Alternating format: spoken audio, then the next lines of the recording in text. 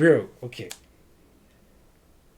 In this video, the title is Why Druski's Link to Diddy is a Problem. Now I know some of y'all may be like, what? Yeah, I'm also like, what? Because I know, right? I've been seeing these videos on YouTube. And it's like, alright, man. There has to be some. So, I'm just curious. Quite curious. Now these Druski allegations that have been going around are crazy. As Diddy awaits trial in May, more and more names are getting pulled into the mix, and the next person caught in his downfall is Druski. Druski, a 30-year-old comedian from Maryland, is a massive social media star known for his funny skits. He's built his image as a comedian, someone who people go to for laughter. But recently, his name has been dragged into something much more serious, which is Diddy's shenanigans. His connection to Diddy's scandal is now raising eyebrows. I mean, being linked to the allegations against Diddy is not where you want to be, and Druski's alleged involvement has shocked a lot of people. The lawsuit in question was originally filed by Ashley Parham back in October, but was updated just a few days ago on March 7. The modified suit introduced two unnamed individuals, referred to as Jane and John Doe, along with 20 other defendants. Among those names, Odell Beckham Jr. and Druski himself. Now here's how the story starts, and we'll get to how Druski's name got wrapped into this entire thing. Back in February 2018, Ashley, the woman who filed this lawsuit, first met a man named Shane after an altercation at a bar with another man. Shane stepped in to help, and from there, they got acquainted. Later that night, while outside the bar with friends and other people, Shane pulled out his phone and FaceTimed Diddy. He started showing people the video call, trying to flex his connection to the music mogul. Now at one point, he even showed Ashley Parham Diddy on a call, but she wasn't apparently impressed and ignored it. Her reasoning? She believed Diddy had something to do with the murder of Tupac Shakur.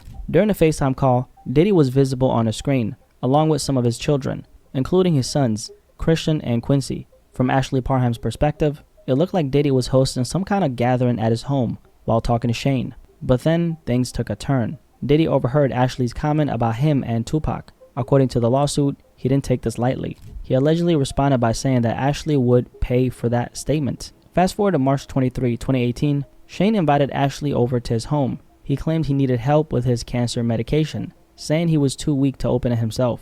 When Ashley Parham arrived at Shane's home, he told her he wanted to take her for a ride in his new car. She agreed, and the two briefly left his residence before returning. Once they got back, Shane left the door to his apartment slightly open, telling Ashley that there was an issue with the door because it couldn't close completely. At the time, Shane was renting an apartment on the lower floor of a home in Orinda, California. Shane's apartment had its own separate entrance that led directly to the backyard of the home. However, the property also had a main entrance, located on Loma Vista Drive. At the time, Shane was renting this space from a woman who lived upstairs. She also had two dogs that stayed with her in the upper portion of the house. After returning from their drive home, Shane and Ashley sat down to watch a movie. At one point, Shane offered her a glass of water, which he went to retrieve and brought back to her. Up until this point, Ashley Parham's visit to Shane's home seemed ordinary. A short drive, a casual movie, nothing out of the ordinary. But then, Diddy walked in. Approximately 10 minutes after Ashley and Shane returned from their drive,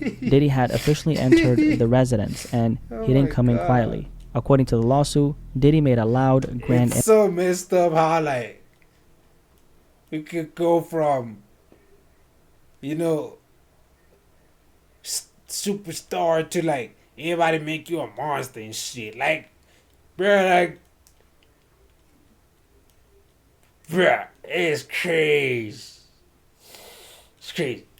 Entrance, like he was ready to party. His arrival was so over the top that the dogs upstairs immediately started barking. Now, interestingly, Diddy didn't use the backyard entrance, which led directly to Shane's apartment. Instead, Diddy entered through the home's main entrance, and he wasn't alone. With him was a group of people, including his bodyguard, Big Homie CC, and several others, KK, Brandy, and Doe 2, who was allegedly a friend of both Shane and Diddy. Meanwhile, Diddy's driver, Doe 3, remained outside in the car. At this point, Ashley Parham started to realize something disturbing. According to the lawsuit, she now believes that Shane invited her over with the intent to set her up, allowing Diddy to retaliate against her for the comment she made about him a month earlier. And from the moment Diddy stepped inside, it was clear that he hadn't forgotten. As soon as he arrived, Diddy immediately began taunting Ashley. He allegedly mocked her by saying, You thought you'd never see me in person. Then he brought up her past remarks about Tupac. He reminded her that she had dismissed him on a FaceTime call and allegedly told her that she was going to pay for what she had said. And according to Ashley, Diddy had told her that he had caught her. Now Miss Parham was in complete shock. Never in a million years did she think that she would see or meet Diddy in real life, let alone inside a small apartment rented by this guy called Shane. But what happened next was even more terrifying. According to the lawsuit, Diddy suddenly moved towards Ashley. But what happened next was even more terrifying. Diddy suddenly moved towards Ashley while she was sitting on Shane's bed. In his hand, Diddy had a knife. He allegedly held the blade to the right side of her face and threatened her. Diddy told her he would give her a Glasgow smile, which is essentially a wound caused by making a cut of a person's mouth up to their ears. If you've seen Sons of Anarchy, you know exactly what I'm talking about. But before Diddy could go further, one of his associates, KK, stepped in. KK told Diddy that giving Ashley a Glasgow smile wouldn't be a good idea. Not because it was wrong, but because it wouldn't be advantageous for their potential clients. The implication, they were planning to traffic her.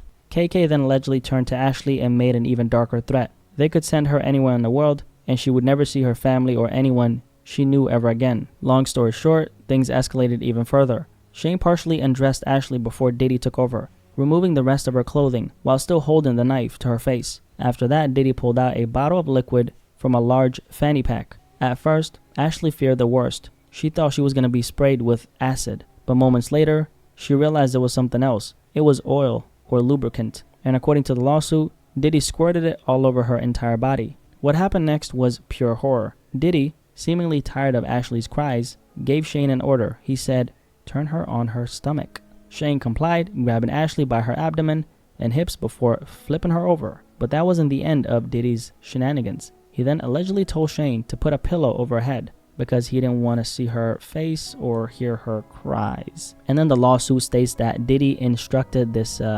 Shane guy to forcefully put it in number 2, and apparently he did. Moments later, Diddy followed. After Diddy, another associate, referred to as Doe number 2, also took part in the assault before leaving the apartment. And obviously at this point in the story, the details in this lawsuit are beyond disturbing. But this next part is where the boy Druski, Drew, is introduced. According to the lawsuit, Diddy then gave another order, and this time to Druski. Now the boy Druski allegedly poured more oil or lubricant on her body and then jumped on top of her naked and oiled body, treating it like a slip and slide. And the lawsuit specifically says, due to his enormous size, the impact knocked the wind out of Ashley, leaving her struggling.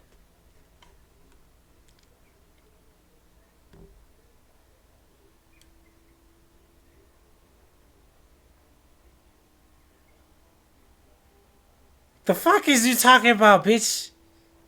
Fuck is you talking about? I've been talking the whole time. Travel wherever. Nigga, what are you talking about, bruh?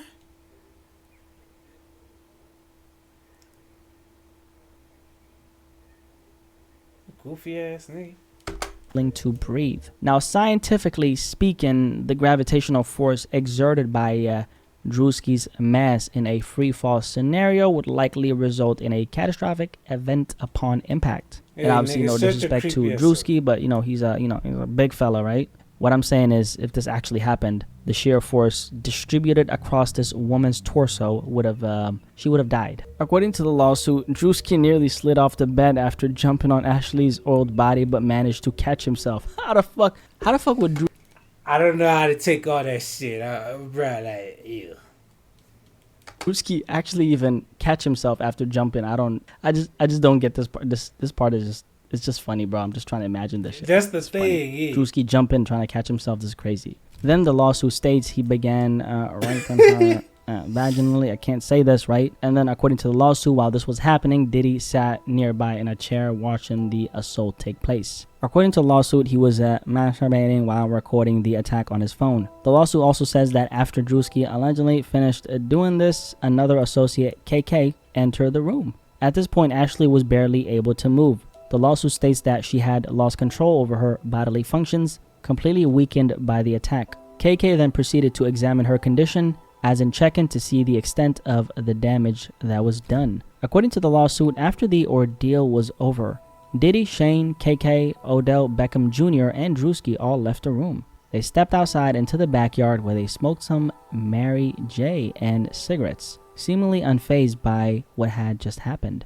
So that's the full extent of Druski's alleged involvement with Diddy. Now these are of course just allegations, and Druski himself has publicly responded to clear his name. This allegation is a fabricated lie. I wasn't a public figure in 2018. I was broke, living with my mom, without any connections to the entertainment industry at the time of this allegation. So the inclusion of my name is truly outlandish. My heart breaks for actual victims of abuse, but I'm fully confident that the evidence will expose this falsehood and the individuals who are maliciously trying to game the legal system to peddle false narratives. So Druski is obviously saying, all this shit, bruh, all this shit is cap. I wasn't even famous back then, which is true because Druski blew up around the pandemic and had his really big moment after that point.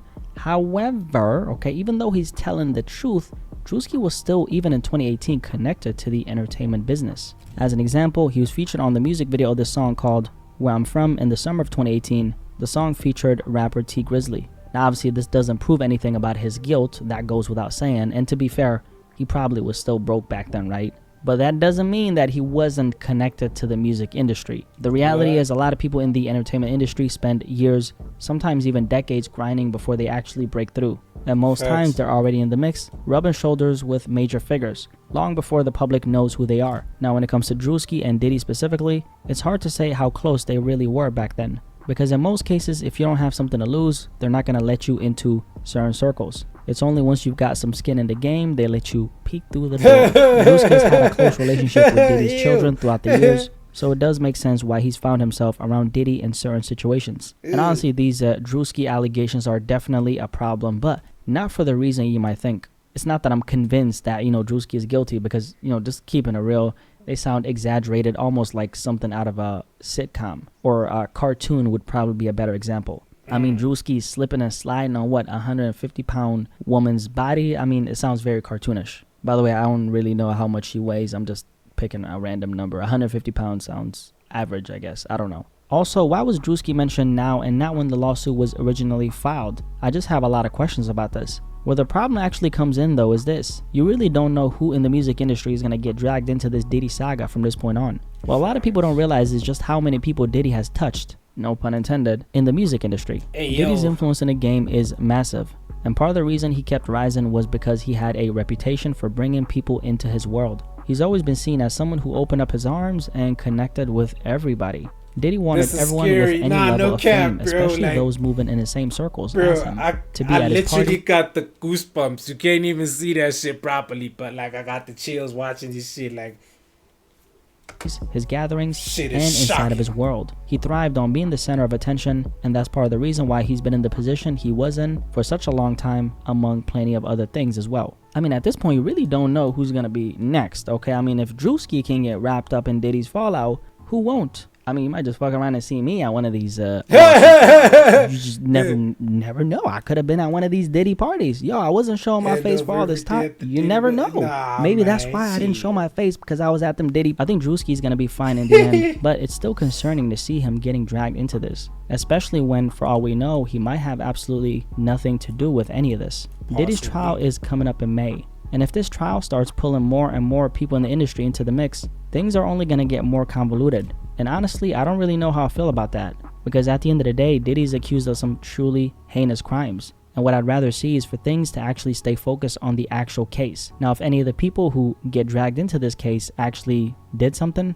then I don't really think there's an issue with it. Obviously, they're going to have to face the music. And I'm not going to lie, there's some entertainment in seeing who's next. But at the same time, there's also a real danger in how quickly this is spiraling. My personal verdict, at the end of the day, these are just allegations against Druski. Personally, I don't really know how truthful they actually are, and honestly, if you just ask me, these allegations don't really sound believable, okay, just to me. But then again, it's like they're out of nowhere. Know, right? I don't know Druski personally, so I can't vouch for him, but what's strange is why his name was included in the first place. Could this be a witch hunt, or is there something deeper going on? I guess only time will tell. Anyway, if you made it all the way till the end, drop a like on this video for me, okay? Appreciate you guys so much for watching this video. And if you're new here, my name is Blackie Speaks. Nice to meet you, okay? Nice to meet you. Thank you for subscribing and welcome to the family. What do you guys think about this, Druski link, or Druski's link to Diddy? Supposed, obviously, alleged link, right? Y'all think these allegations are truthful or straight cap? I'll catch you guys in the comment section below, but most importantly of all, I'll catch you guys in the next video. I'm out. Deuces. Peace.